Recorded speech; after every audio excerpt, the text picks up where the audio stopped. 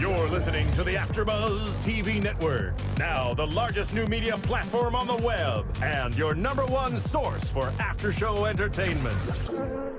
Very good, Ian. Johnson. From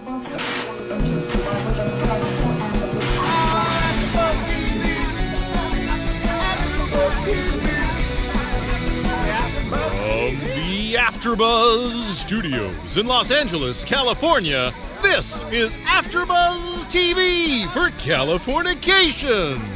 We'll break down tonight's episode and get you all the latest Californication news and gossip.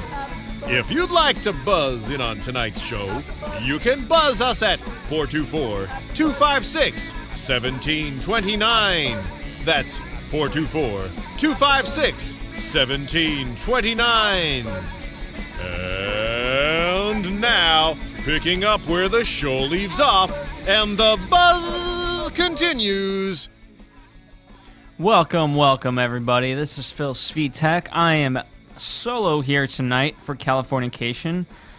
Spicy Mari had an event, and Kevin Onyegara was with Maria Menounos helping out for the Saga Awards, which happened tonight. So unfortunately, I am all you are left with. But nevertheless, I am going to give you my opinions and try to fill you in on everything that happened this week. Season 5 of Californication, Episode 4, Waiting for the Miracle. And what an amazing episode I thought. It was, at first, I didn't know how things were going to connect and where it was going. You know, it seemed like kind of fluffy. But as always, Tom Capinos, the showrunner, he knows where he's going. And really, really hard-hitting episode, especially with the last line. You know, the title derived from that last line Karen says to Hank, then you're just waiting for a miracle.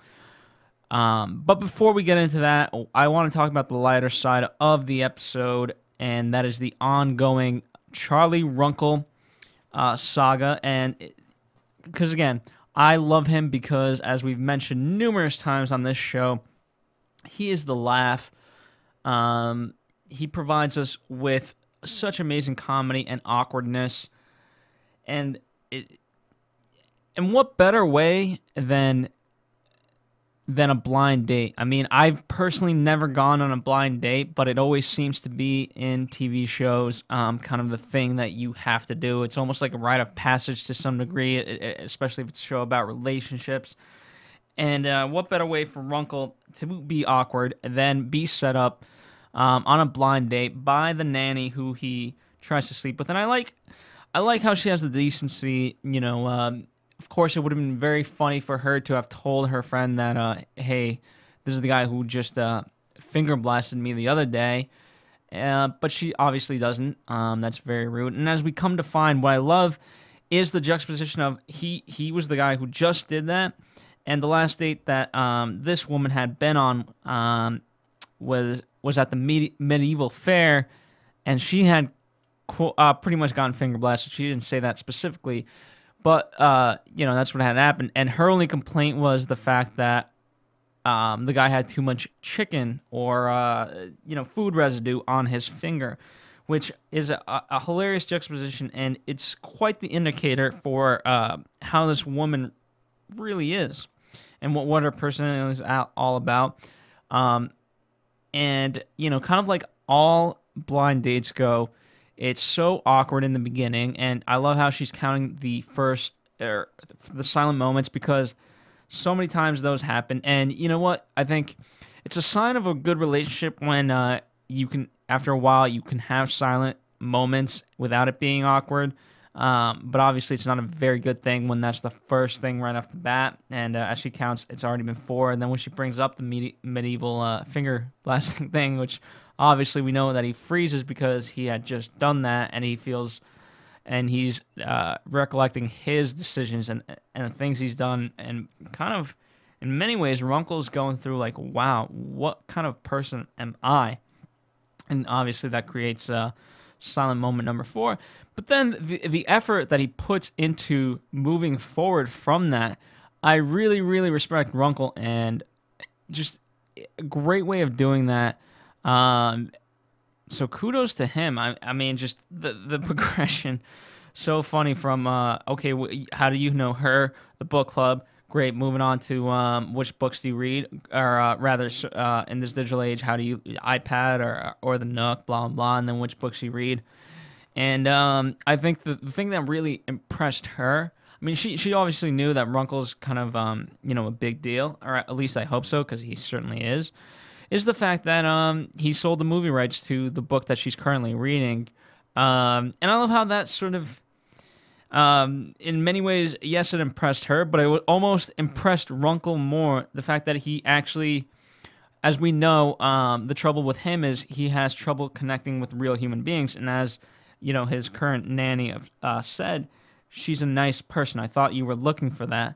And so for him to have finally made a connection, that's why he really got giddy, because he saw that spark and that light bulb hit. Like, wow, you know what? I've actually made a connection, and the work that I do out in the world actually affects people to the degree, in the sense that they care about the things that I'm doing or somehow related.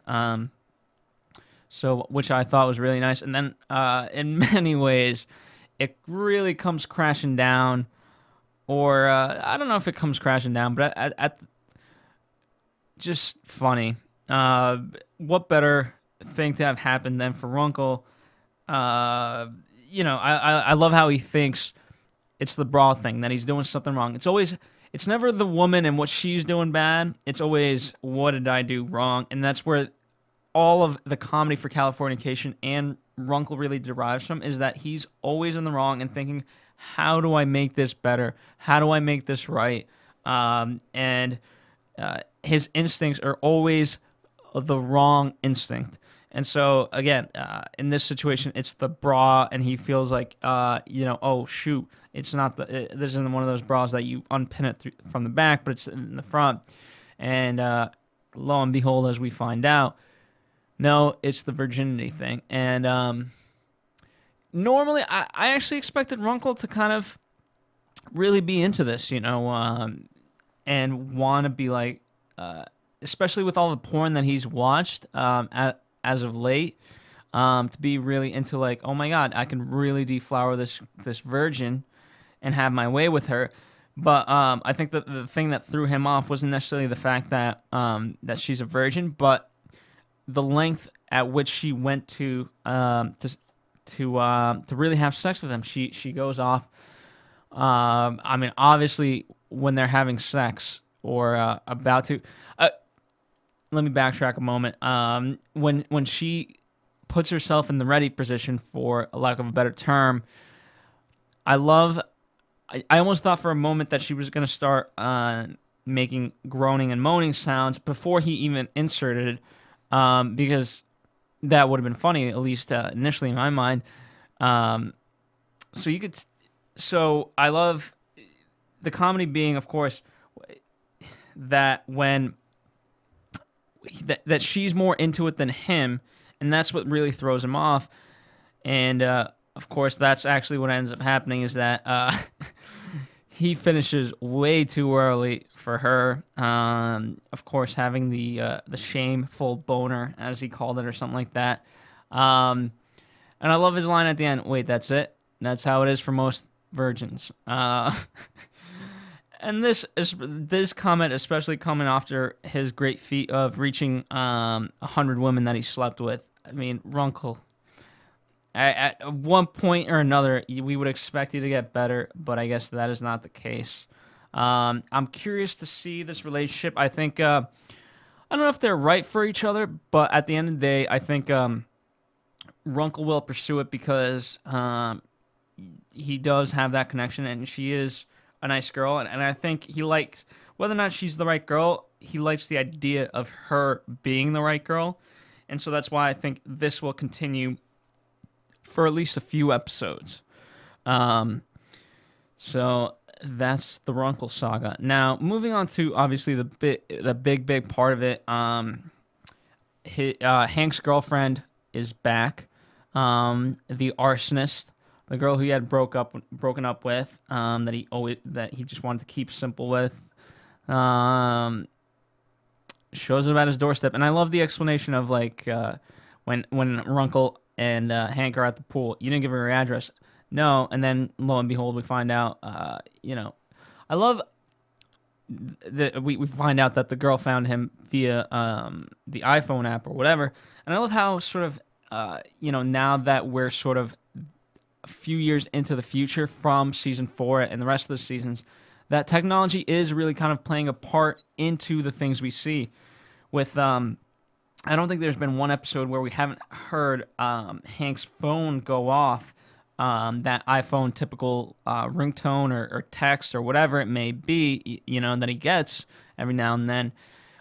It's a constant reminder of, in the past, I don't think I've seen Hank, and you guys can correct me if I'm wrong, let us know via Twitter at AfterBuzz TV, but I don't think I've seen Hank too many times with a cell phone. Now we constantly see it, and so I love how technology is sort of entering Hank's world, which obviously plays into the big theme of this season, I think, and especially this episode. But I think this episode, for me, what I really like is it encompasses what the season's going to be and why we did, in fact, jump 3 years into the future from the last season.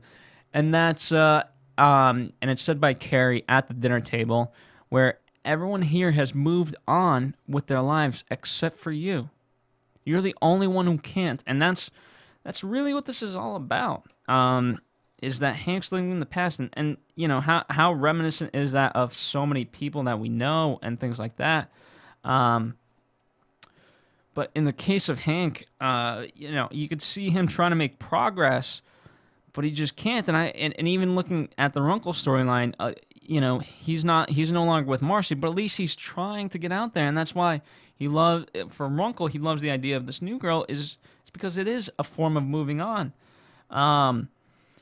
And Hank, as appalled as he is by Carrie coming back into his world, obviously he loves the sex and all that, but this is a guy who just can't move on, or more, I guess more importantly, can't say no, and that's what really ruined his relationship with Karen. He just couldn't say no to his life choices, even though as much as he wanted to, he wanted Karen, but he just couldn't take the actions to really have her, and so in many ways, he can't forgive himself, and he can't move on from that fact that he is, I don't think this is more of a subconscious thing, in terms of the pain that he feels, but it's the fact that he's brought on all this stuff,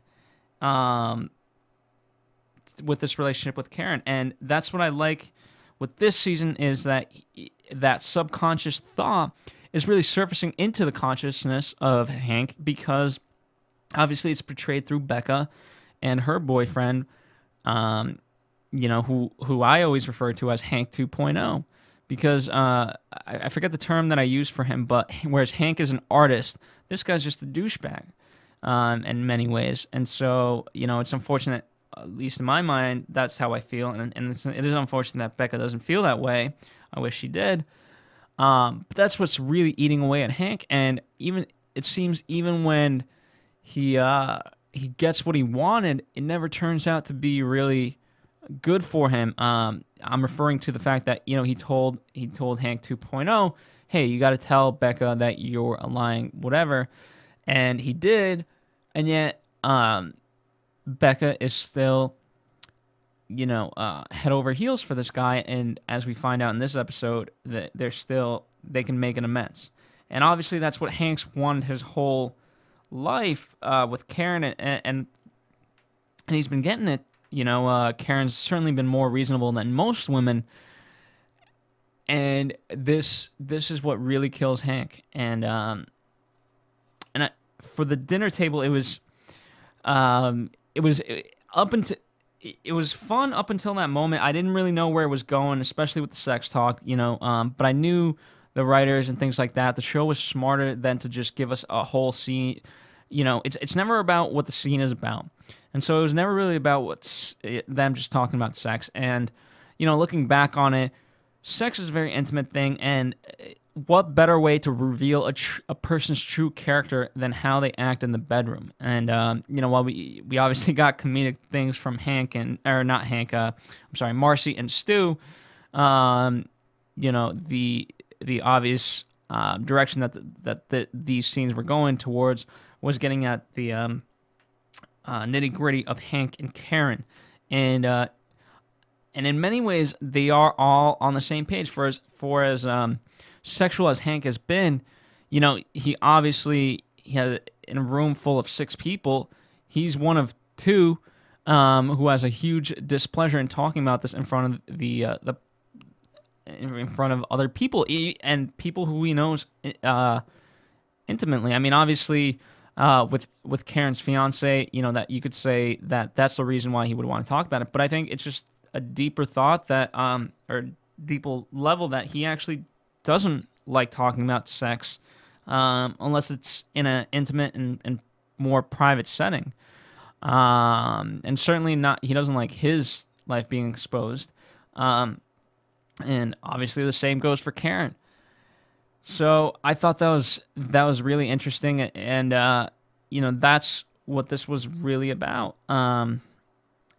Really exposing the core nature of these people. And when you look at that core nature, Hank and Karen really deserve to be together. But unfortunately,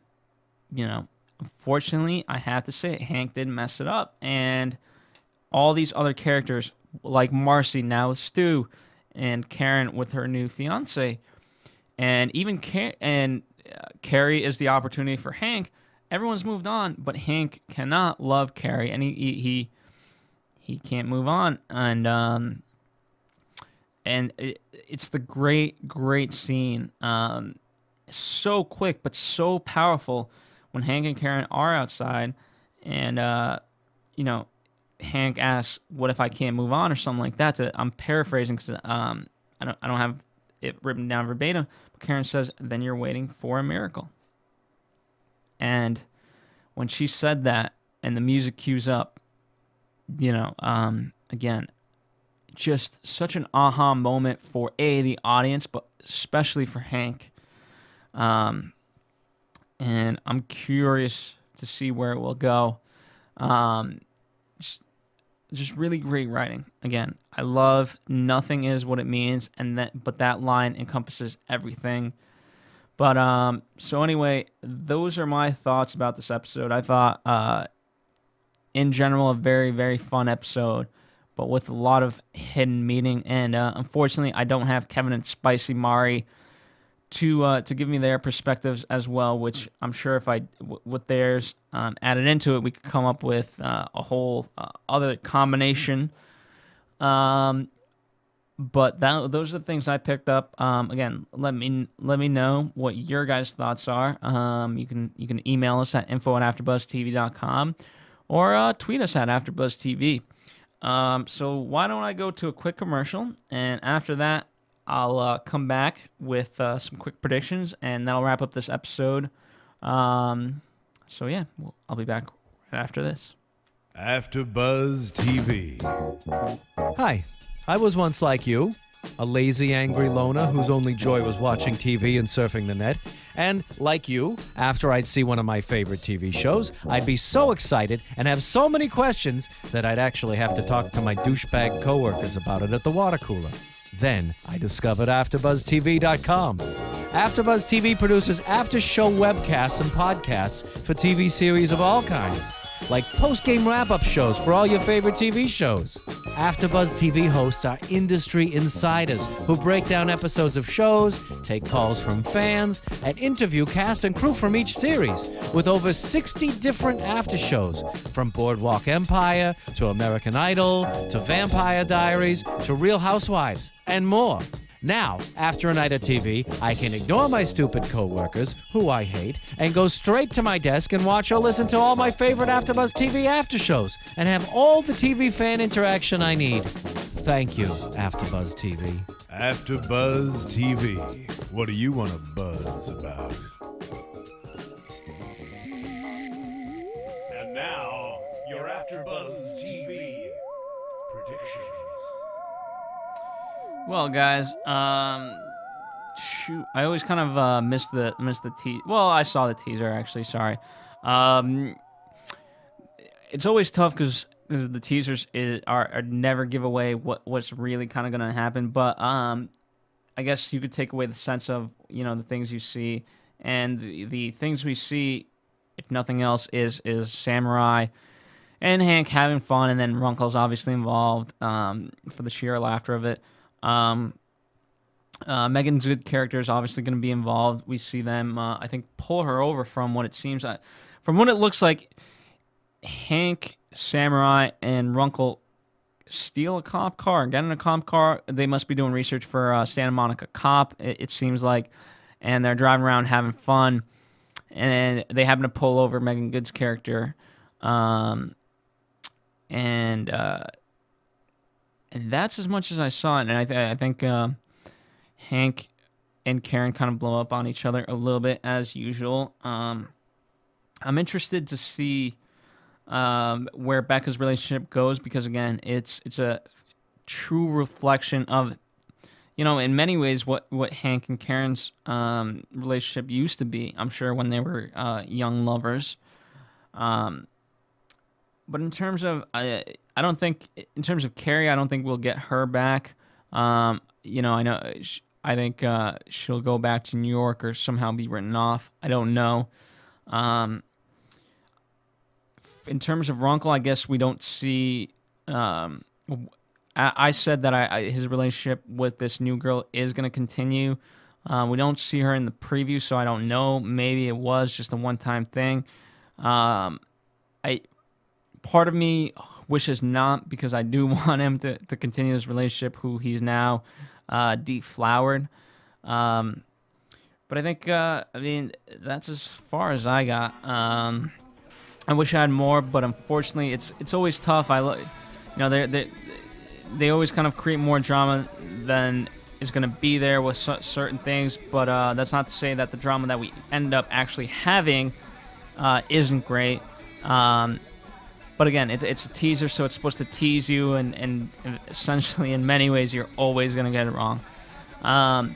So this wraps up episode 4, Waiting for a Miracle, and who knows, maybe Hank, instead of waiting for a miracle, is not going to wait for a miracle. Maybe he's going to out there do it and move on. But that's the other thing. I think he's either going to wait for a miracle or move on, and it seems like next episode he's moving on. And so we're moving on for this week as well. Thank you very much for listening. Please tell your friends. We do this completely for free because, A, we love talking about the shows. We love delivering the show to you guys. We love the positive feedback that we do get. We would never want to charge you for these. So all we ask in return is that you tell a friend. It's the greatest service that you can do for us. It really, really is. I'm not just saying that. Because the more fans that we have, the more of a community it feels like, the more perspectives we can bring in. And then it justifies what we're really doing. I mean, there's people here killing themselves. We do so many shows, and so many hosts come in here and do so many shows that we really love knowing that you guys are spreading the word. Anyway, thank you guys so much. Let us know what you think and feel. But we'll be back next week. Thank you. From producers Kevin Undergaro and Phil Svitek, engineer DJ Jesse Janity, and the entire AfterBuzz TV staff, we would like to thank you for listening to the AfterBuzz TV network. If you have questions or comments, be sure to buzz us at info@AfterBuzzTV.com. And you can find us on Facebook or follow us on Twitter by searching for AfterBuzz TV. Buzz you later, Californication fans. The views expressed herein are those of the hosts only and do not necessarily reflect the views of AfterBuzz TV or its owners or principals.